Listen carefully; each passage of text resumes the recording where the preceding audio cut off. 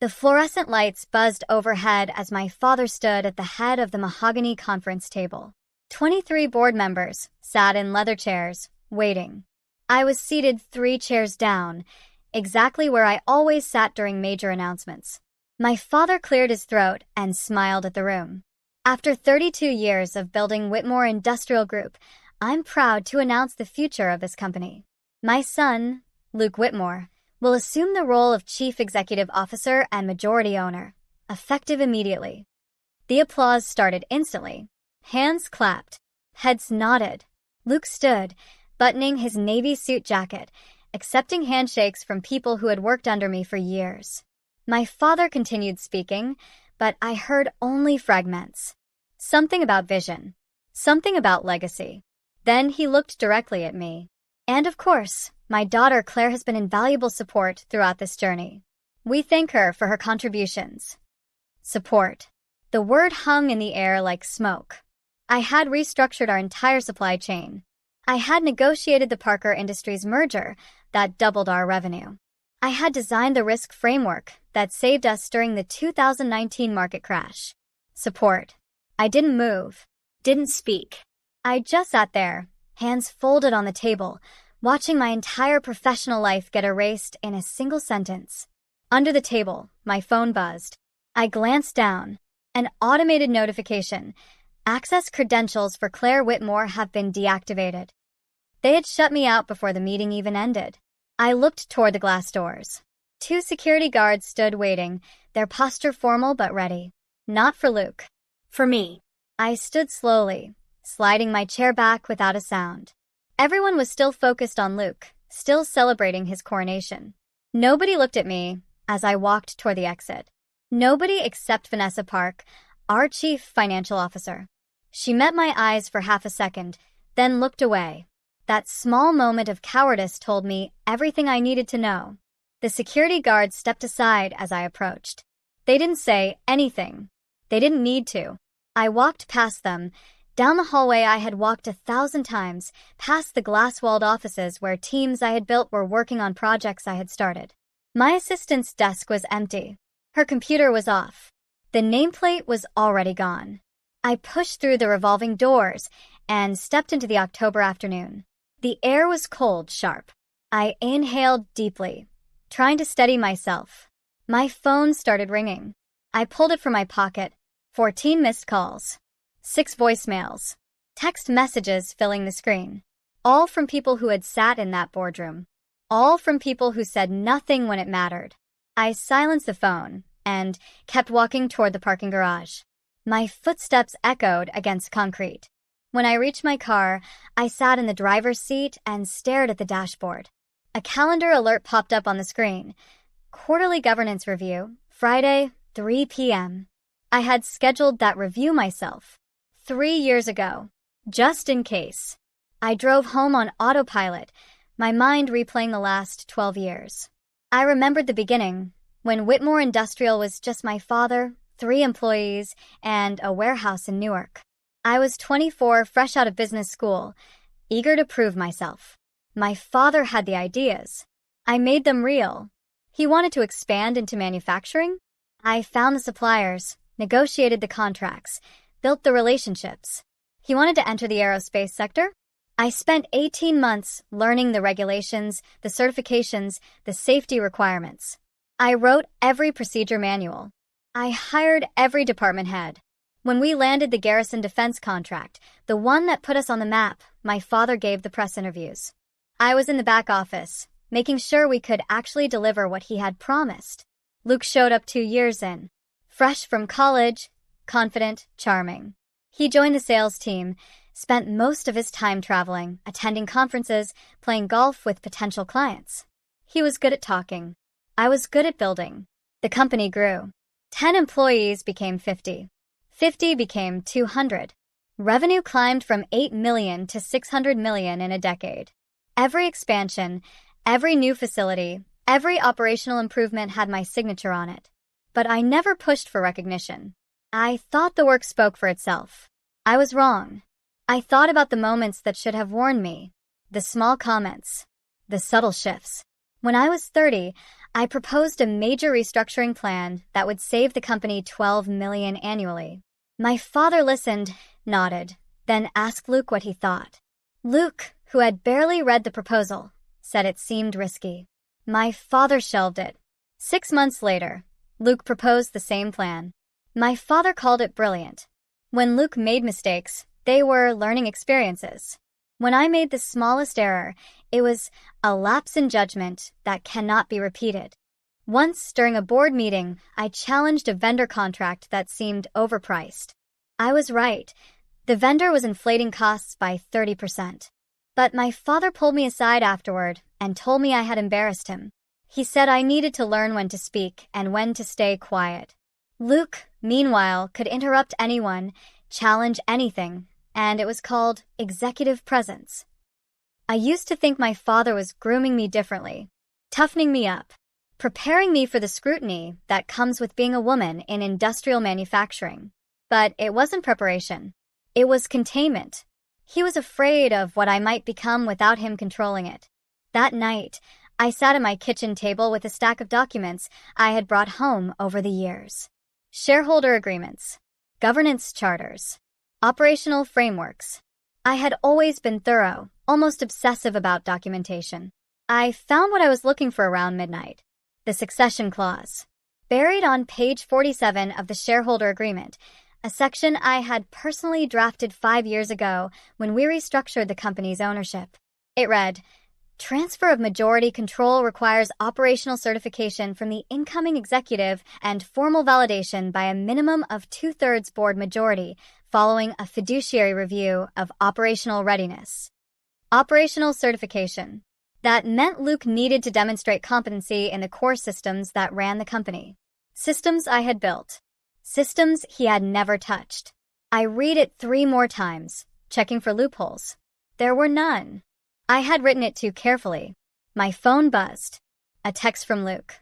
"We should talk." I didn't respond. Instead, I opened my laptop and began pulling files from my personal archive. Emails, meeting notes, procedure documents, everything I had saved outside the company's servers. The transition had been rushed.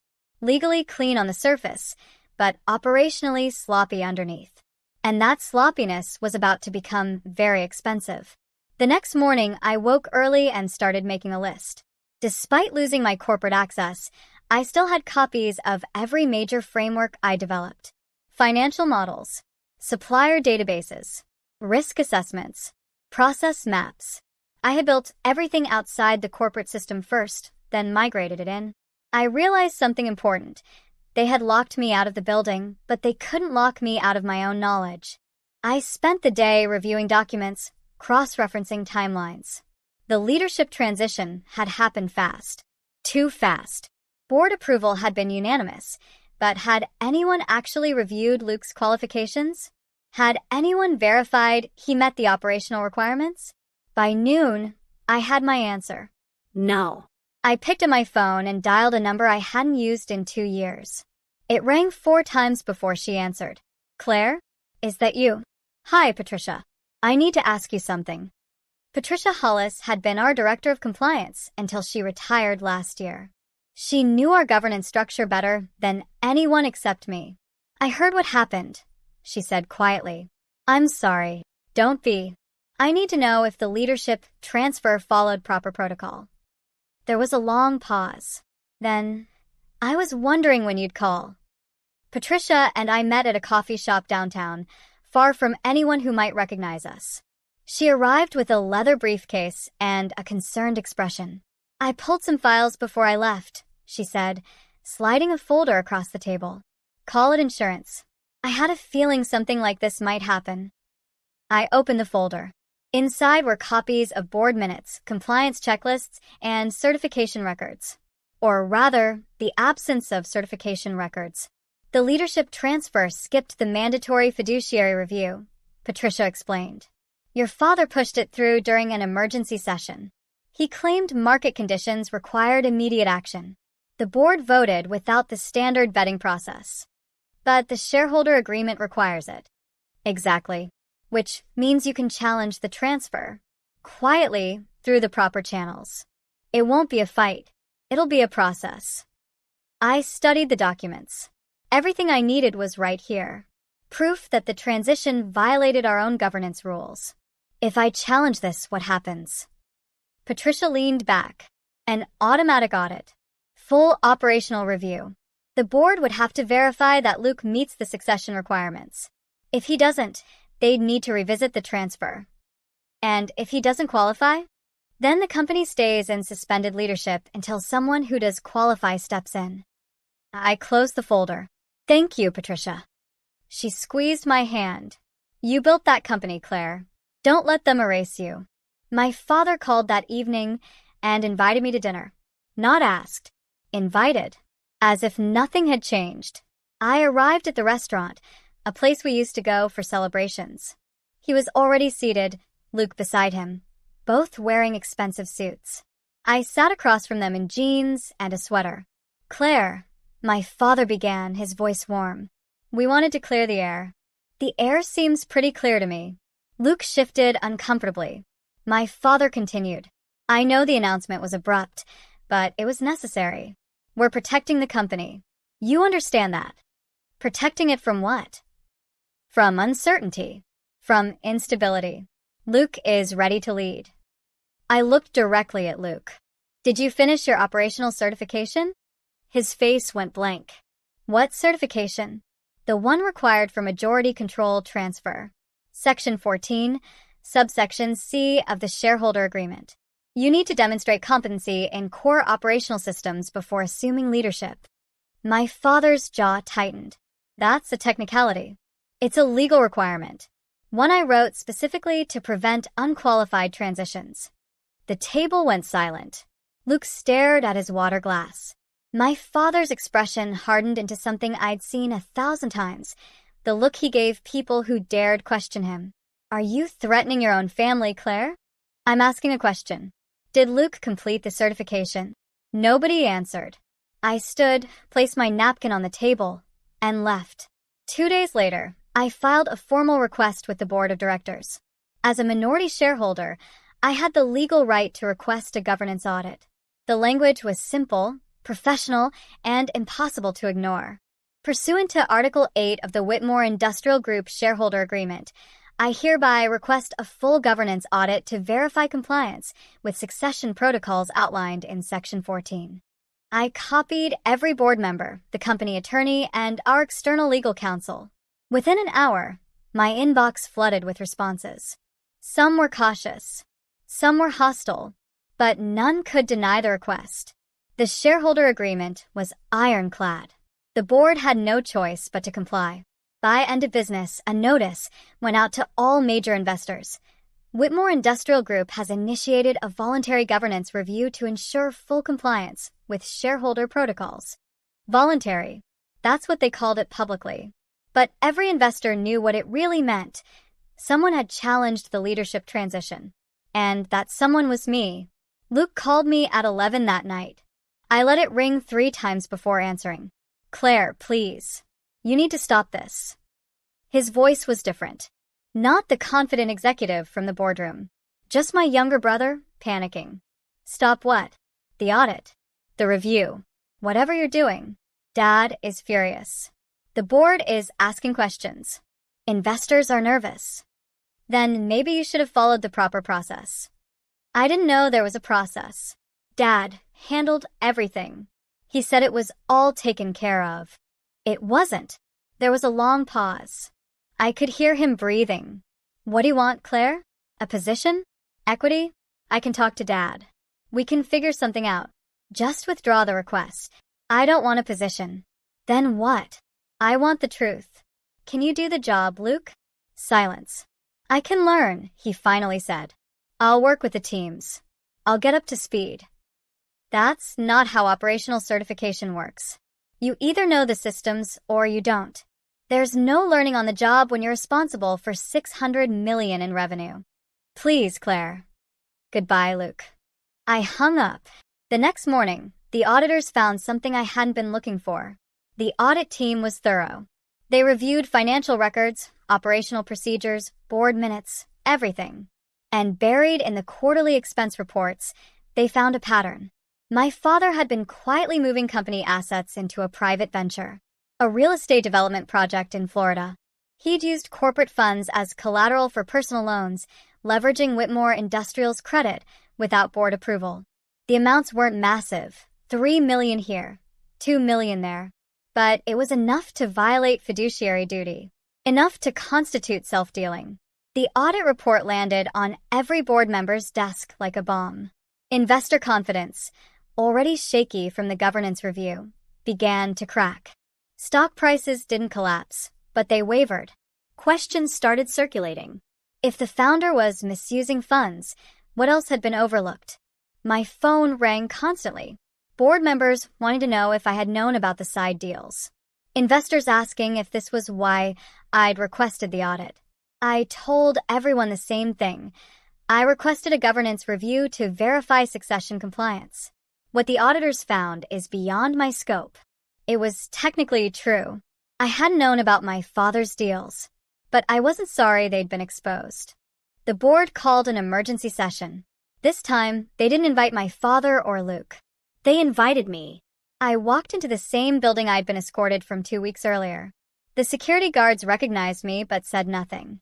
I took the elevator to the top floor, where the boardroom overlooked the city. 12 directors sat around the table. Faces I knew, people I'd worked with for years. Now they looked at me differently. Not as the daughter who'd been pushed aside, as the shareholder who'd forced accountability. "Claire," began Howard Chen, our lead independent director. "Thank you for coming." I sat down. "Of course.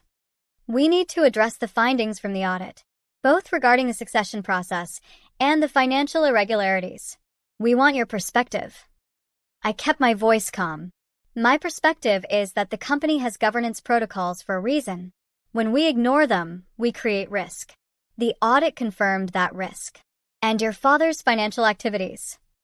I was unaware of them until the audit, but they represent a clear breach of fiduciary responsibility." Another director spoke up. "Do you believe Luke is qualified to lead the company?" I paused. This was the moment. I could destroy Luke with a single word. Instead, I told the truth. Luke has strengths. He's charismatic. He builds relationships. But he doesn't understand our operational systems. He can't explain our supply chain, our production processes, or our risk frameworks. And according to our own governance documents, that makes him unqualified. The room went silent. The board gave Luke a chance to prove himself. A public investor briefing where he would present the company's strategic direction. I watched from my home office, live streaming the event. Luke stood at the podium, confident at first. He talked about vision, about growth, about expanding into new markets. The language was polished, rehearsed. Then someone asked about our production capacity. Luke hesitated. "We have substantial capacity across multiple facilities." "Can you specify?" "I'd need to check with operations for exact numbers." Another question. "What's your strategy for supply chain resilience given the current market volatility?" Luke glanced at his notes. "We're implementing enhanced frameworks." Which frameworks specifically? He couldn't answer. The questions kept coming, each one exposing another gap in his knowledge. Questions about systems I had built, processes I had designed, strategies I had documented. By the end of the briefing, Luke's confidence had shattered. He looked small behind the podium, fumbling for answers that should have been automatic. The stock price dipped 3% by market close. Investor confidence wasn't just wavering anymore. It was cracking. The following week, the board invoked the succession clause. The same clause I had written 5 years ago. Leadership freeze. Effective immediately. Luke was suspended from executive authority pending completion of operational certification. My father's advisory role was revoked due to the fiduciary violations. The company would operate under interim management by the executive committee until a qualified leader could be confirmed. Howard called me directly. "Claire, the board would like to discuss reinstatement. Your operational knowledge is exactly what we need right now. We can restructure your equity, restore your position, even expand your authority beyond what you had before." I sat at my kitchen table, looking at the offer letter he'd emailed. Senior Executive Vice President. 40% equity stake. Full operational control. Everything I should have had from the beginning. I need 24 hours to consider, I said. Of course. But Claire, the board is unanimous. Everyone wants you back. Everyone. The same people who applauded when I was erased. I hung up and stared at the offer letter. They expected me to say yes. They expected gratitude, relief, vindication. They didn't understand what I'd learned in the past 3 weeks. I didn't need their permission anymore. I called Howard the next morning. I appreciate the offer, but I'm declining reinstatement. Silence. Then, Claire, I don't understand. This is everything you've worked for. No. It's everything I've already built. I don't need to rebuild it inside a company that didn't value it the first time. What do you want instead? A structured separation. I'll provide transition consulting for 6 months to ensure operational stability. In exchange, I want full equity liquidation at fair market value plus severance terms that reflect my actual contributions. You're leaving? I was already removed, Howard. I'm just making it official on my terms. The board won't like this. The board will accept it because the alternative is watching the company destabilize further. You need my knowledge for the transition. I'm offering it, but I'm not staying. Another long pause. I'll present your terms. Thank you. I hung up and exhaled. For the first time in weeks, I felt light. My father didn't take it well. Anonymous whispers started circulating. Sources close to the company suggested I was bitter, vindictive, sabotaging the family business out of spite. I didn't respond.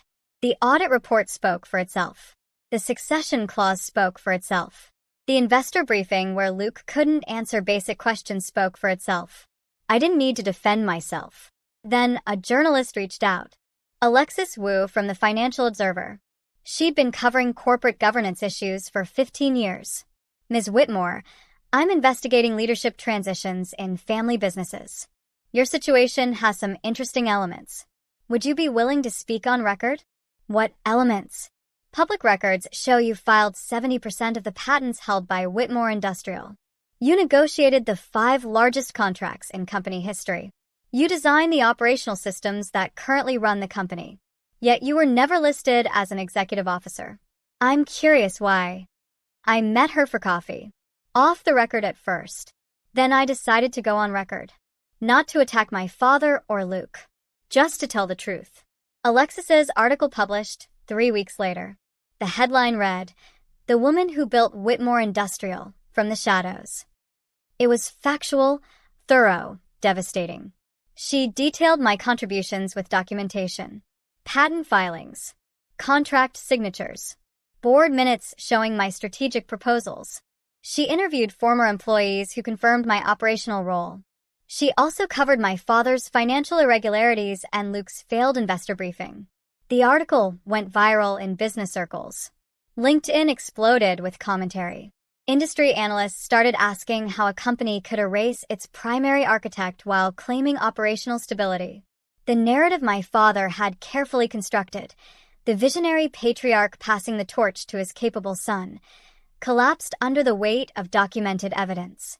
Within a week, Luke announced he was stepping down temporarily to complete operational training. Nobody believed the training excuse. Everyone knew what it really meant. He'd failed. My father's private venture in Florida failed spectacularly. The real estate market shifted. His loans defaulted. The banks came calling. Whitmore Industrial stabilized under interim management, but the damage was done. Revenue projections were cut. Expansion plans were delayed. The company that had been valued at $600 million was now estimated at $450 million. Smaller, slower, humbler. My father requested a meeting. Just the two of us. No Luke. No lawyers. We met at the same restaurant where he'd tried to defend the transition a month earlier. He looked older, tired. The confidence that had always surrounded him like armor was gone. "I underestimated you," he said quietly. "Yes.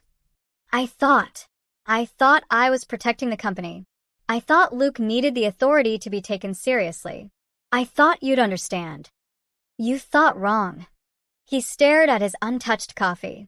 I was afraid of you, Claire. Of what you were becoming. You were smarter than me. More capable. I saw it years ago. And instead of celebrating it, I tried to contain it. Finally, the truth. Why? I asked. Because I built this company from nothing. It was mine. My legacy. And you were going to outshine me. I couldn't accept that. So you chose Luke. I chose control. He looked up at me, and I saw something I'd never seen before. Regret. Can you forgive me? I didn't answer immediately. Forgiveness was complicated. He was still my father. I still remembered moments of genuine connection. Family dinners. Late nights working together in the early years. His pride when I graduated business school. But those memories lived alongside the betrayal. The erasure. The years of being diminished. I can't forgive you, I said finally. Not now. Maybe not ever. His face fell. But I can offer you professionalism. I'll complete the transition consulting. I'll make sure the company survives. I'll protect what we built together. But our relationship as father and daughter?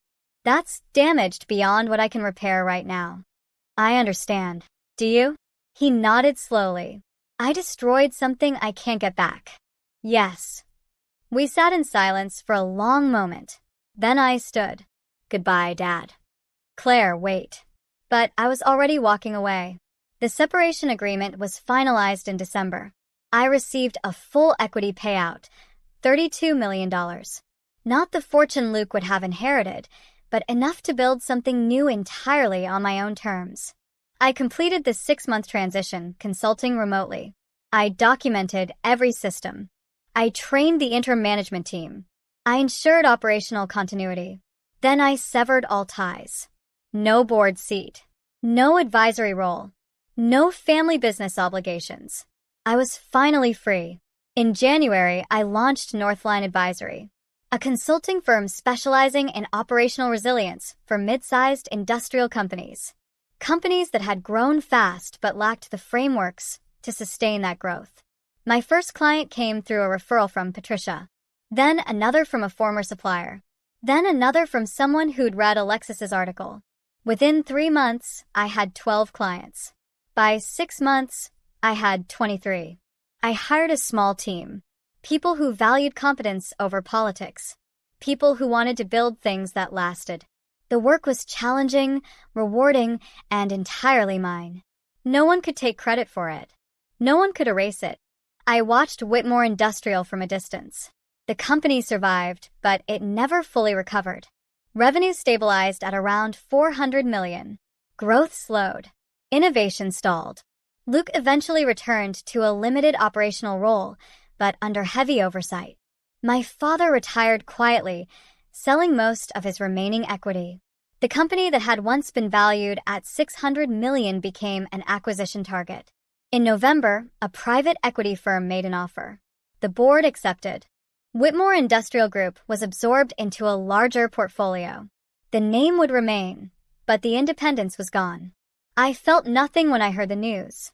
Not sadness. Not vindication. Just distance. The call came in March, a year after I'd left. Nathaniel Cross, CEO of Sentinel Global Industries, a manufacturing conglomerate with operations across 4 continents. Ms. Whitmore, I've been following your work at Northline. I'm impressed. We're looking for someone to lead our operational strategy division. Global scope. Full authority. A compensation significantly beyond what you're currently making. He named a figure. It was more than my equity payout from Whitmore. I'll need to review the scope and structure, I said. Of course. I'm sending over the details now.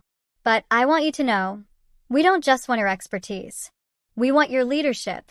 No ceilings. No limitations. I reviewed the offer that evening. Senior Vice President of Global Operations. Equity stake in Sentinel. Budget authority over $2 billion in annual operational spend. It was everything I'd built at Whitmore, multiplied by 10. I accepted 3 days later.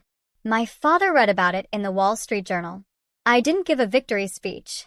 Didn't do a press tour. Didn't gloat. I just went to work. At Sentinel, I built systems that scaled across continents. I designed frameworks that protected billions in revenue. I led teams that respected competence over pedigree. And nobody questioned whether I belonged there. 6 months into the role, I received a message from Luke. I saw the announcement about Sentinel. Congratulations. You deserved better than what we gave you. I'm sorry I didn't see it sooner. I stared at the message for a long time. Then I replied, thank you. I hope you find your path. It wasn't forgiveness, but it was acknowledgement. Sometimes that's enough. I'm 37 now, 3 years removed from the boardroom where I was erased. People ask if I regret how things ended with Whitmore. If I wish I'd fought to stay. The answer is simple no. I didn't lose an empire. I outgrew it. The company my father built was never big enough for what I was capable of becoming. Staying would have meant accepting limits that didn't fit me anymore. So I left. Not in defeat. In evolution. I built Whitmore Industrial from the ground up, then I built Northline Advisory, then I stepped into Sentinel Global. Each iteration larger than the last. Each one entirely mine. Power isn't inherited. It's earned and defended. And this time, no one can shut me out. I'm not the daughter who was erased from her father's company. I'm the executive who learned that being dismissed from one empire just means you're ready to build a bigger one. And I'm just getting started.